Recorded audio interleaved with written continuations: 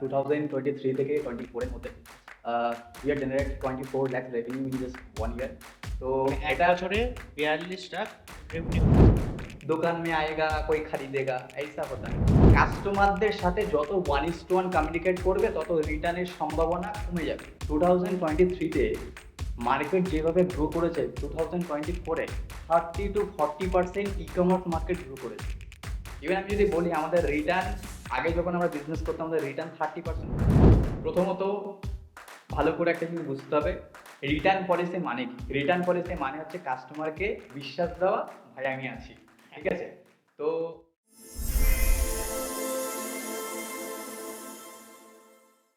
যদি আমি শর্টে বলি 2023 অক্টোবর থেকে আমি রিসেলিং সম্পর্কে কিছু জানতে পারি।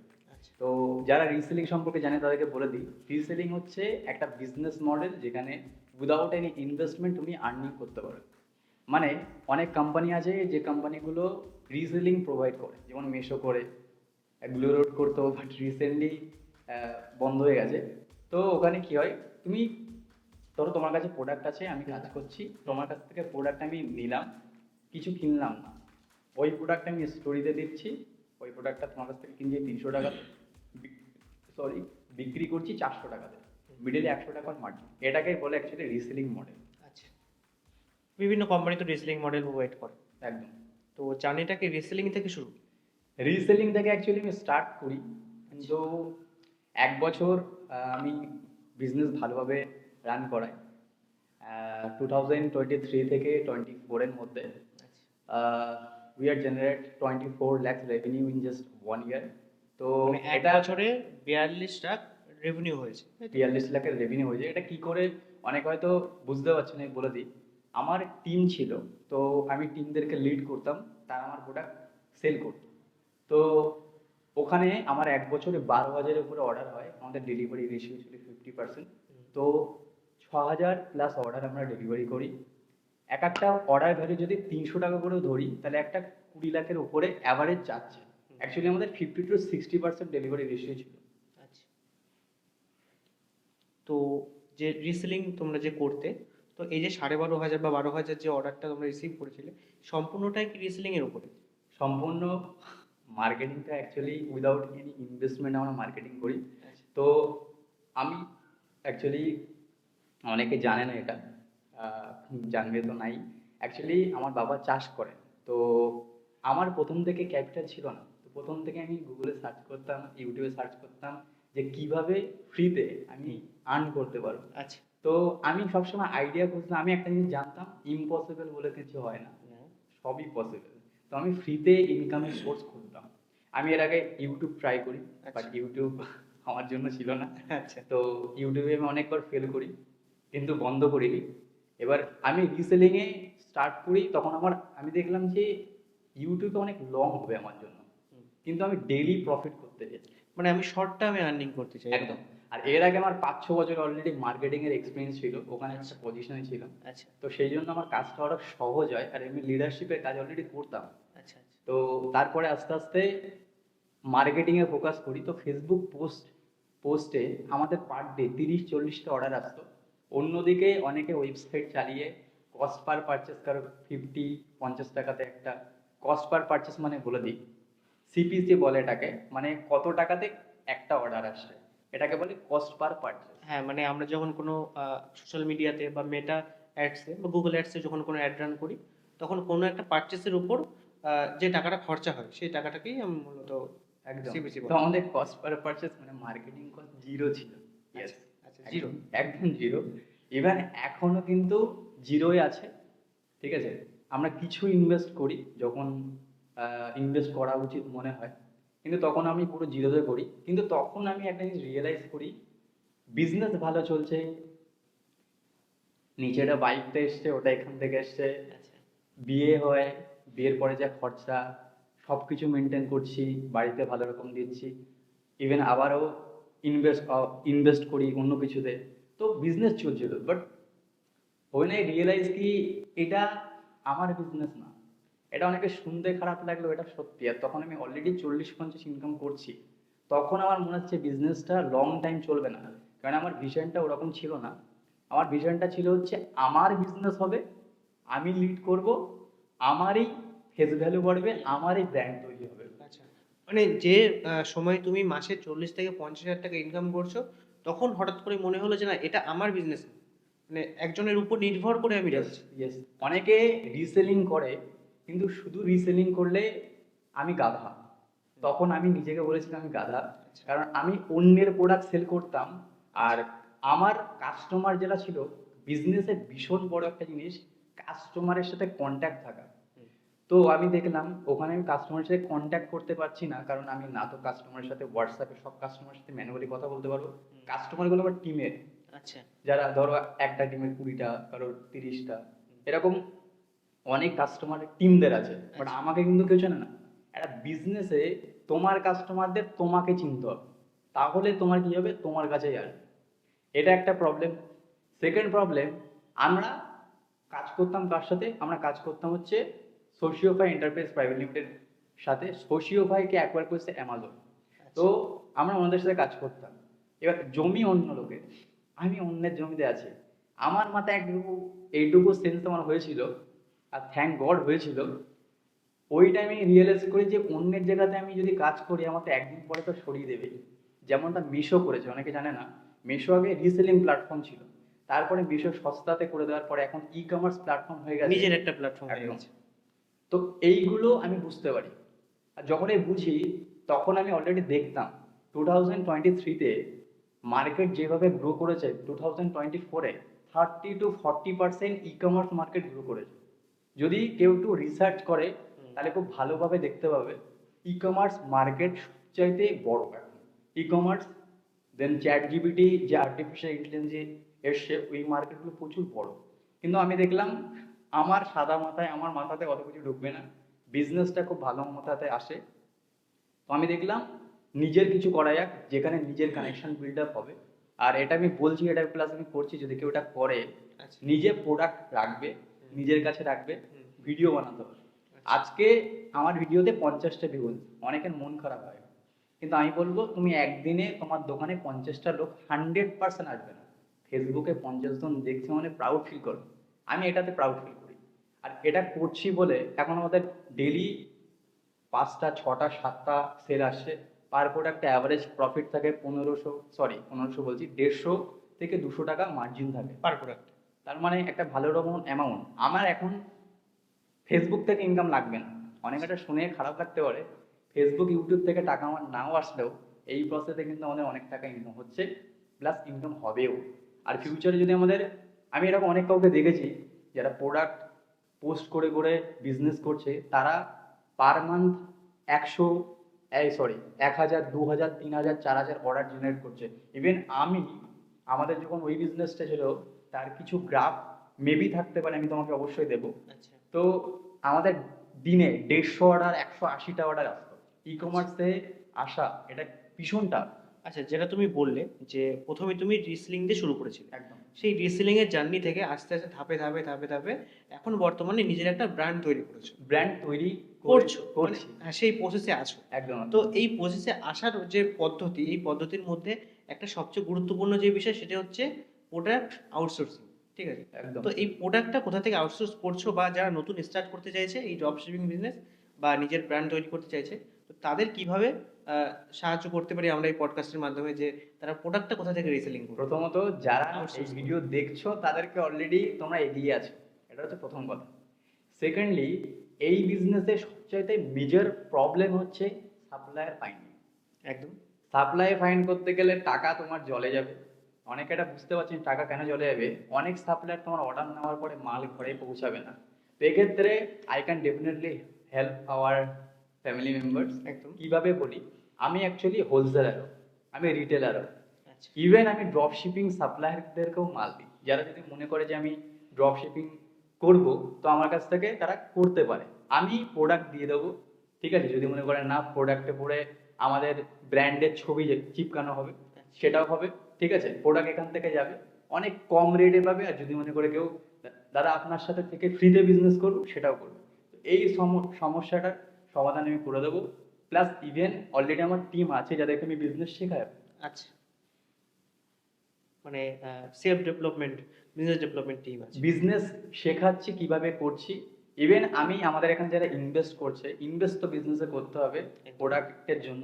ইনভেস্ট করলে জিরোতে, আগেই বলেছিলাম আমার বাবা চাষবাস করেন, আমি একদম প্রথম থেকেই জিরো থেকে উঠেছি। তো আমি রোড ম্যাপ ক্রিয়েট করতে চাইছি। এরপর আমার টার্গেট আছে কোর্স নিয়ে কাজ করা, যেখানে আমি ছেলে মেয়েদের পুরো হেল্প করব। Product sourcing, product selling, customer objection handling, return business কিভাবে বিল্ড আপ হবে, ব্র্যান্ড কিভাবে বানাবে, এগুলো নিয়ে আমি যতটা আমার জ্ঞান আছে, যেভাবে আমি কাজ করেছি, আজকে আমি 50 ইনকাম করেছি। এই 50ও অনেকের ড্রিম আছে। হয়তো এই ভিডিওটা অনেক বড় কেউ দেখছেন, তার কাছ থেকে আমি জানতে পারলে আপনার থেকে অনেক কিছু শিখবো। তো মেন ব্যাপারটা হচ্ছে এটা, আমি যতটা এগিয়েছি আমি আমার মতো করে এগাতে চাই। আর আমার প্ল্যানিং করা আছে, এইভাবে কাজ করলে আরামসে 2 থেকে 3 বছরের মধ্যে আমাদের ব্র্যান্ডের পার ইয়ার রেভিনিউ মিনিমাম 1.2 crore হতে চলেছে।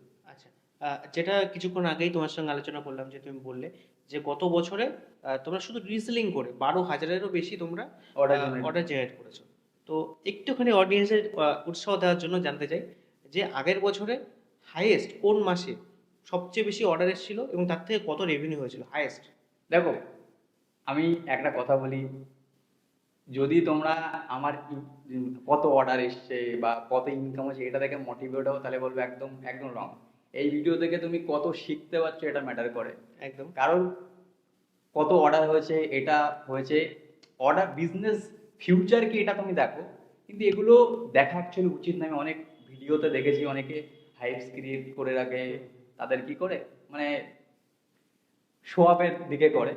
তো এইগুলো না অ্যাকচুয়ালি করতে নেই। বিজনেসের ইমেজ ভীষণ বড় একটা জিনিস, কিন্তু তার সাথে তোমাকে বুঝতে হবে বি প্র্যাকটিক্যাল। বিজনেস মানে তোমাকে প্র্যাকটিক্যালি কাজ করতে হবে আচ্ছা। একদম।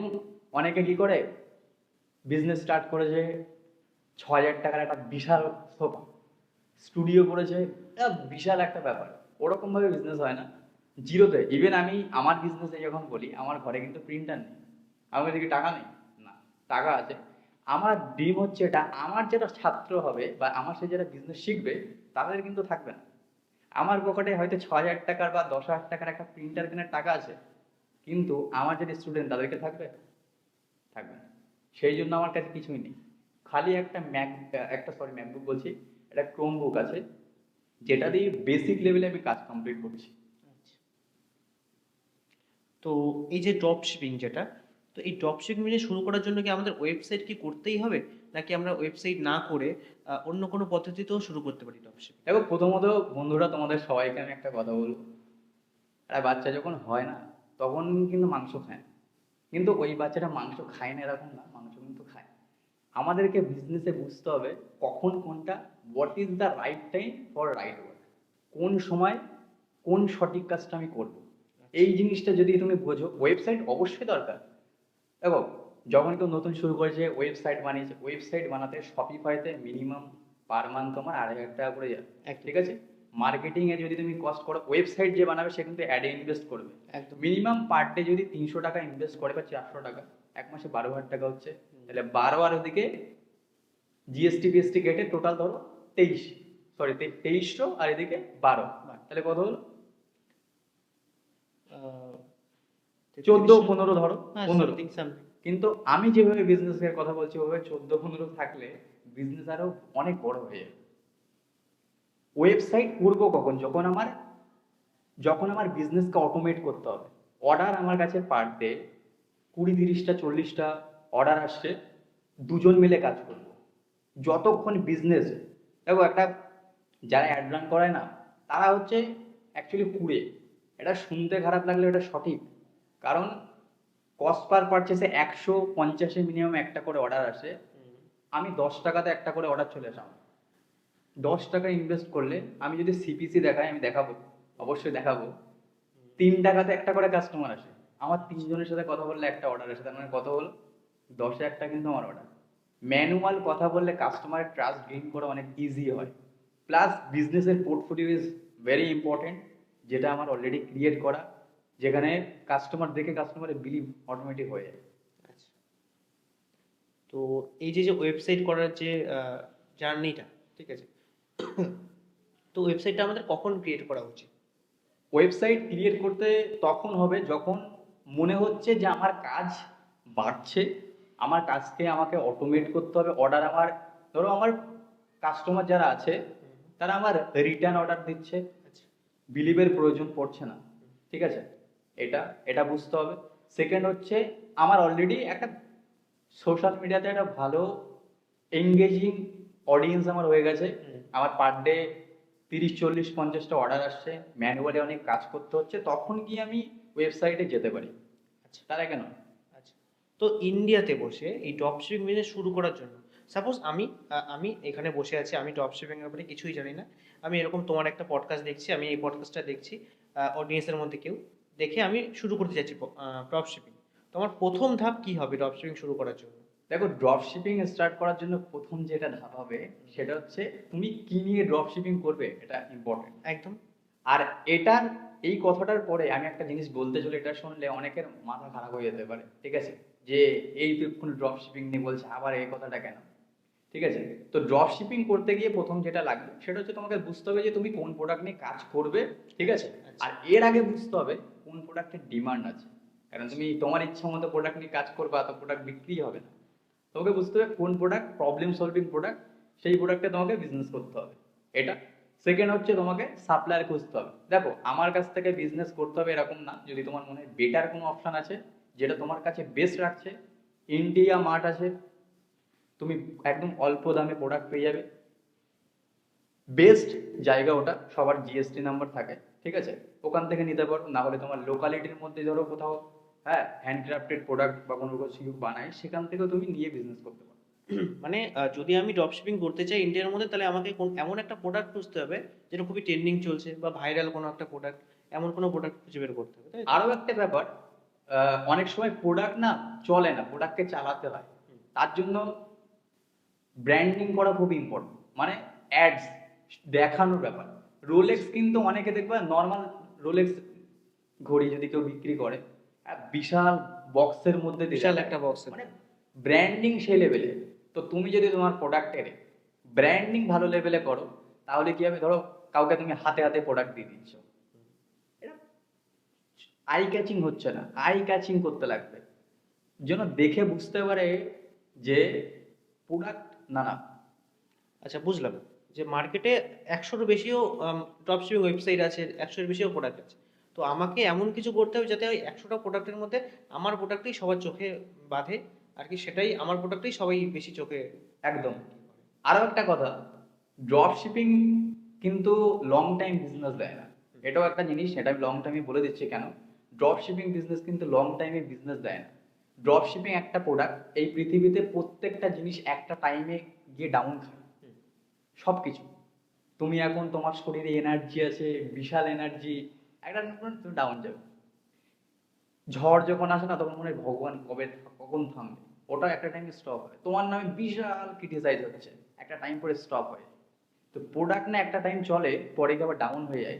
Drop shipping business up down হয়, কিন্তু তোমাকে বুঝতে হবে তোমাকে প্রচুর ভ্যারাইটি নিয়ে কাজ করতে হবে, তাহলে তুমি ইয়ে করতে পারবে, কনসিস্টেন্সি গ্রো করতে পারবে। আচ্ছা, তো অনেকে একটা ভুল করে, অনেকে ড্রপ শিপিং এর অনেক ভিডিও দেখে, তারা অনেক সময় দেখে যে লাখ লাখ কোটি কোটি টাকা ইনকাম হচ্ছে, এরকম দেখে দেখে অনেক সময় তারা ফোকাস করে যে আমরা ইন্টারন্যাশনাল ড্রপ শিপিং করবো, আমরা ইন্ডিয়ার মধ্যে করবো না, কারণ ইন্ডিয়াতে বেশি সেলস নেই, আমরা বাইরে করি, বাইরে ডলারে ইনকাম হবে। তো এই ভুল কাজটা অনেকেই করে, যারা ওদিকে টাকা টাকা ইনভেস্ট করে দেয়, অ্যাডের জন্য টাকা ইনভেস্ট করে দেয়, ওয়েবসাইট বানিয়ে ফেলে, তারপরে 1 মাস পরে দেখে যে তাদের রেভিনিউই হয়নি, যে টাকা খরচা হয়েছে। তো এটা কিভাবে তারা আটকাতে পারে? প্রথমত, সবচাইতে বেশি যদি মার্কেটিং করার কস্ট কোথাও কম হয়, সেটা হচ্ছে ইন্ডিয়াতে। ইন্ডিয়াতে প্রচুর কম, ঠিক আছে, বাংলাদেশেও মোটামুটি আমাদের থেকে কম, কিন্তু ইউএসএ প্রচুর হাই অ্যাডসে, আমাদের এখানে যেমন 300 টাকা CPC 400 অনেক টাকা বেশি। সিপিসি প্রচুর হয়। আচ্ছা। তো ওখানে পার ডে পেমেন্ট পাবে তো ঠিক, কিন্তু অনেক ঝামেলা থাকে, এলএলসি কোম্পানি ওপেন করতে লাগে ওখানে, ঠিক আছে, না হলে তোমার টাকা নিতে পারবে না, ওখানে তোমাকে গভর্নমেন্টকে টাকা পে পে করতে লাগবে, এটা একটা ব্যাপার। সেকেন্ড কথা, অনেক সময় পেপ্যালে টাকা যখন আসে না, বন্ধ করে দেয় অনেক সময়। ধরো কাস্টমারকে তুমি মাল পাঠাচ্ছ, তোমার সাপ্লায়ার আছে যে চায়নাতে, ঠিক আছে, চায়না। প্রোডাক্ট আসতে ডিলে হচ্ছে, ওখানকার লোক কমপ্লেন করবে, টাকা ব্যাংকের থেকে রিটার্ন করে দেবে। পেপালে এমনিও 45 এবার ডেজ তখন যখন দেখবে যে তুমি অলরেডি দুটো তিনটে এরকম করে ক্লেম এসে, তখন পেপাল অ্যাকাউন্ট বন্ধ। বন্ধ। এই প্রবলেমটা হয়। নিজের দেশে বিজনেস করো, তারপরে বাইরে যাবে। আচ্ছা, আগে নিজের দেশে বিজনেস করো, তারপরে বাইরে যাবে। একটা সেই লেভেলে চলে যাও, তারপরে শুরু করো। একদম একদম একদম। প্রত্যেকটা বিজনেস যদি আমরা দেখি, বড় বড় বিজনেস বা যেটাই, প্রথমে নিজের জায়গা থেকে আস্তে আস্তে বাড়িয়েছে। তুমিও যে কোনো কাজ শুরু করলে আগে নিজের লোকালিটির মধ্যে দাও। লোকাল যদি একবার বিশ্বাস করতে পারে, অনেকে বলে মার্কেটিং, উইদাউট মার্কেটিংও প্রচুর বিজনেস হয়। তুমি একটা কাস্টমার পাচ্ছ, ওই কাস্টমার অ্যাডে একবার পেয়েছো, অনেকে না গাধা হয়, বিজনেস করে পাগলের মতো বিজনেস করে যায়। কিভাবে করে বলছি, বারবার নতুন কাস্টমার নিয়ে আসে। নতুন কাস্টমার বিজনেস হয় না, রিটার্ন কাস্টমারের বিজনেস হয়। আমার একবার কাস্টমার এসছে অ্যাডে, ধরো একটা কাস্টমার এসছে রাহুল, ওকে আমি নিয়ে এসেছি, তো কাস্টমারে 50 টাকা আমার খরচা হয়ে যায়। আচ্ছা, কিন্তু এর পরে মার্কেটিং এর টাকায় লাগবে না, কি করলে লাগবে না। তাই এটা- কিভাবে আমি ধরে রাখতে পারবো আমার কাছে? এটার জন্য কাস্টমার অবজেকশন হ্যান্ডলিং তোমাকে বুঝতে হবে। কাস্টমার যেন হ্যাপি হয়।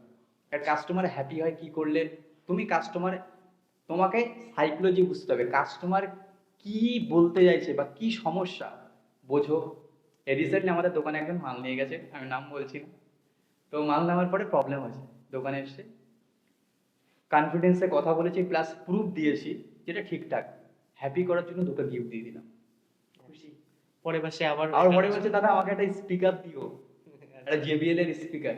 আচ্ছা, কারণ আমাদের কাছে স্মার্ট গ্যাজেটস এর সব প্রোডাক্ট পাওয়া যায়, আচ্ছা। ডুপ্লিকেট রোলেক্স এর ঘড়ি থেকে শুরু করে ব্র্যান্ডেড যা কিছু আছে সব।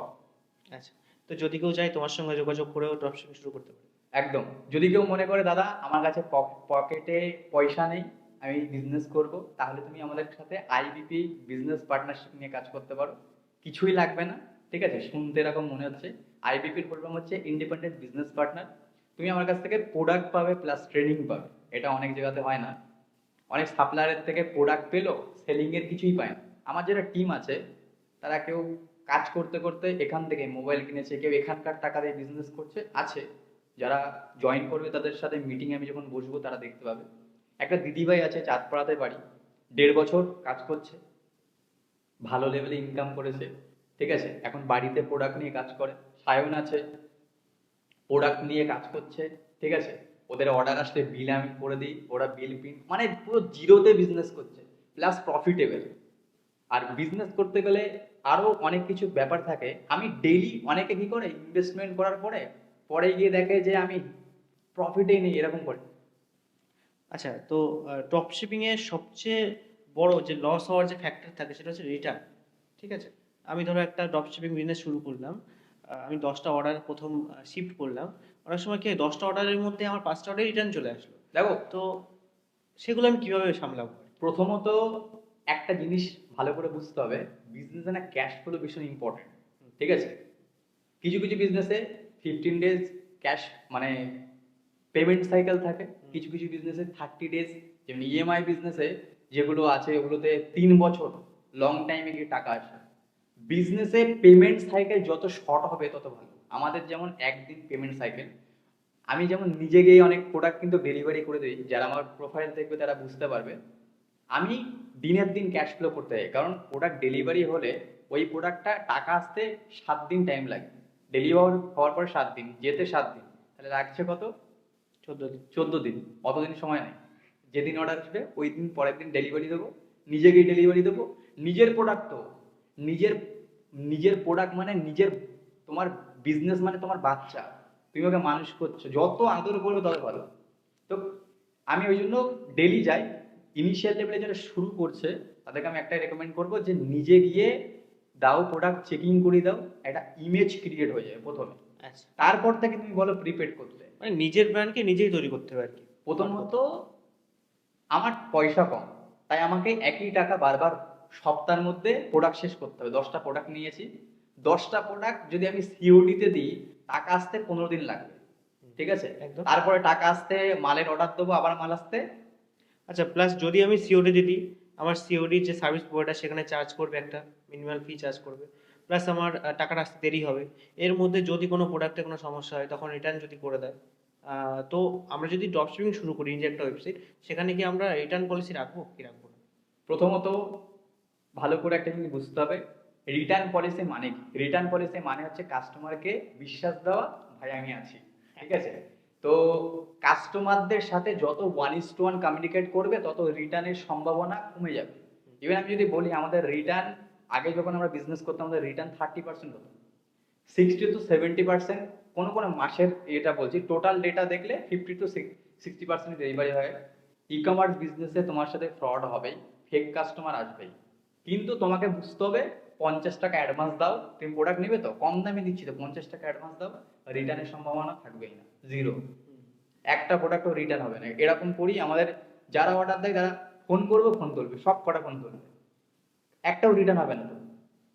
আমি দেওয়া রয়েছে। বিজনেস মডেলটা বলে দিচ্ছি, যদি কেউ বাড়িতে প্রোডাক্ট নিয়ে নিজেরাই ডেলিভারি দাও, নিজেরা ডেলিভারি দাও না, কোনো একটা দাদাকে রাখো, 30 টাকা করে দাও, তেলের টাকা দাও, প্রথমে প্রফিটের কথা ভাববে না।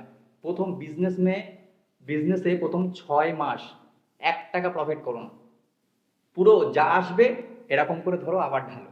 আর প্রত্যেক উইকের মধ্যে প্রোডাক্ট শেষ করতে হবে, টার্গেট যে করে হোক শেষ করতে হবে। অনেকে প্রোডাক্ট নেওয়ার পরে কি করে বসে থাকে, दुकान में आएगा कोई खरीदेगा, ऐसा होता है। तो जो दिखता है वही बिकता है, वो দেখাতে হবে প্রোডাক্ট, ঠিক আছে, এটা হচ্ছে মেন। আচ্ছা, তো এই ড্রপ শিপিং বিজনেসে অনেকের অনেক সেল হয়ে যায় বেশি, লাখ লাখ টাকা যখন সেল হয়, তখন গভর্নমেন্ট থেকে একটা প্রেশার আসে জিএসটি হ্যান্ডলিং এর জন্য। তো যারা নিজে শুরু করতে চাইছে তারা প্রথম থেকেই যদি ট্যাক্সের যে বিষয়টা সেটা যদি পারফেক্ট রাখতে চায়, তাহলে কিভাবে তারা? প্রথমে একটা কথা বলবো, বেশি মাথায় চাপ নিও না, আস্তে আস্তে বিজনেস করতে করতে শিখে যাবে। জিএসটি প্রথমে দরকার নেই।